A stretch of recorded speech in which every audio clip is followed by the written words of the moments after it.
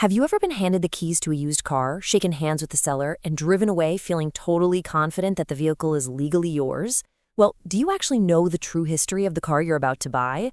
Or are you unknowingly driving right into an administrative nightmare at the DMV? You see, when you buy a car from a private seller in Minnesota, the legal obligation to execute that title transfer, it shifts entirely onto you and the seller. There's no dealership back office to handle the paperwork for you. It's a high-stakes transaction. Missing just one signature or failing to grab one specific document can literally derail your entire purchase. Now, I want you to notice this single number, 80%.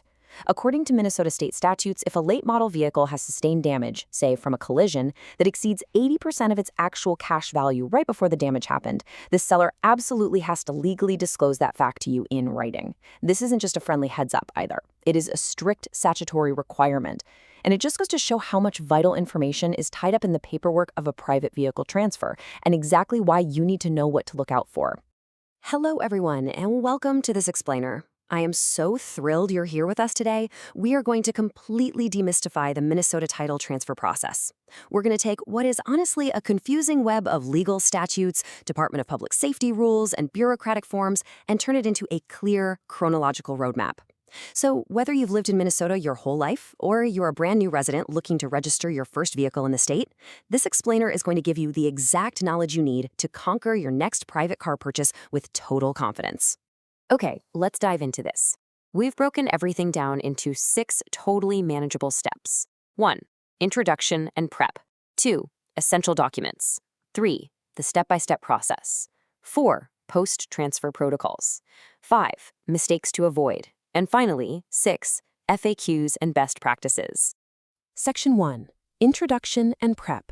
Crucial due diligence.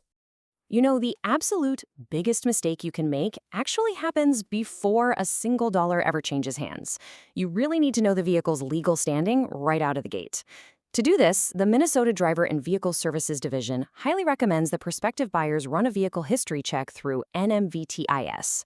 That stands for the National Motor Vehicle Title Information System. It's a federal database operated under the U.S. Department of Justice. Because, well, different states have varying rules about vehicle titles based on age and history. So checking the NMVTIS ensures the car you're looking at actually possesses a valid, transferable legal status on a national level, before the state of Minnesota will even consider accepting your transfer application. Section 2. Essential documents. Paperwork you need before signing. Okay, first up, a golden rule for you. Never, ever finalize a sale if the seller says something like, "Oh, I'll just mail you the title later." No way. You need specific, physical documents in your hand before signing anything. Let's look at what the seller is legally obligated to provide. They absolutely must hand over the original certificate of title from the state of last license. Now, if it's a standard Minnesota title, it's going to be a very distinct 7 by 11-inch green and white document. If the seller doesn't have it, they have to apply for a duplicate before selling you the car, period. Next, if there was ever a loan on the car, they must provide the original lien release document. And finally, like we learned a minute ago, they must provide a damage disclosure statement if the car falls under that 80% damage rule for late model vehicles. On the flip side, what do you, the buyer, need to bring to the table? Well, you need a valid driver's license or an acceptable form of ID. You are also going to need the PS 2000 form, which is the official application to title or register a vehicle. And crucially, you need proof of auto insurance. Actually, because of a law that went into effect back on January 1st, 2016, Minnesota legally requires all vehicle owners to provide the insurance company's name, the exact policy number, and the policy expiration date whenever you're transferring ownership. Section 3. The step-by-step process. Executing the title transfer. All right, this is the climax of the transaction, the moment you actually put pen to paper. And because this is exactly where the most catastrophic administrative mistakes are made, you really want to focus closely on the front of that title certificate. Step 1 is signatures. All current owners listed on the title must sign as sellers. If there are 2 names printed there, both of them must sign. Step 2, the seller must write in the exact date of sale. Step 3 is the odometer statement. The seller is legally required to write the actual cumulative mileage of the vehicle right there on the document. And step 4, the damage disclosure has to be completed by the seller. Every single one of these boxes must be accurately filled out before you take possession of that title. And this brilliantly illustrates what to look for when dealing with an out-of-state title. The rules still apply, of course, but you kind of have to be extra vigilant. Following local guidelines, you must ensure the transfer of ownership takes place directly on that foreign state title. Crucially, if there is a bank or a secured party listed on that out-of-state title, you have to ensure the bank has signed off directly on the document to release their interest, or that they've provided an original signed letter doing the exact same thing. Section 4. Post-transfer protocols, dealing with estate and DVS. So, you've got the keys and the signed title in hand. You're all done, right? Well, actually, not even close. You now need to officially register your ownership with the state, specifically under the authority of the Department of Public Safety. To do this, you've got two options. You must either mail your completed PS 2000 application and that officially signed title paperwork to the DVS in St. Paul, or you can physically visit a deputy registrar office to submit everything in person. And of course, making things official means paying the required fees and taxes. Let's break down your financial obligations really quickly. You are going to face a standard title fee. There's also a lien fee if you happen to be financing the car and adding a new loan. Plus, there's a standard state filing fee. But the really major fiscal component you need to be prepared for is the motor vehicle sales tax. In Minnesota, a 6.875% sales tax is going to be automatically calculated on the net purchase price of the vehicle during this transfer process. Section 5. Mistakes to avoid. Navigating the bureaucratic minefield. So let's navigate this bureaucratic minefield by looking at what is probably the most common pitfall out there, the missing lien release. Take a look at scenario A. The title shows a bank as a lien holder, right? But the seller promises they paid it off years ago. They just don't have the paperwork. Do not proceed. Seriously, the state of Minnesota is never notified by the bank when a loan is paid off. It is entirely the vehicle owner's responsibility.